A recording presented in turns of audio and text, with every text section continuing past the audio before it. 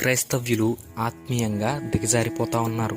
వాక్యము మన హృదయంలో ఉండటం లేదు. వాక్యము విని వాక్యానుసారంగా జీవించే జీవితాన్ని నీవు కలిగి ఉండటం లేదు.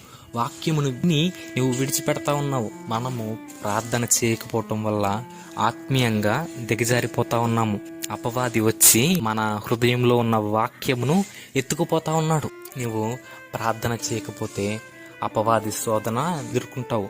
అలాగే నీవు మెలకువగా ఉండి ప్రార్థన చేయాలి. మనము సోమరి వలె నిద్రపోతూ ఉండకూడదు.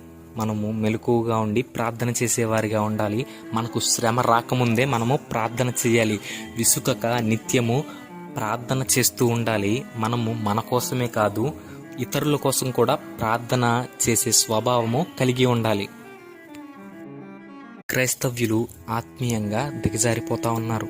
వాక్యము మన హృదయంలో ఉండటం లేదు. వాక్యము విని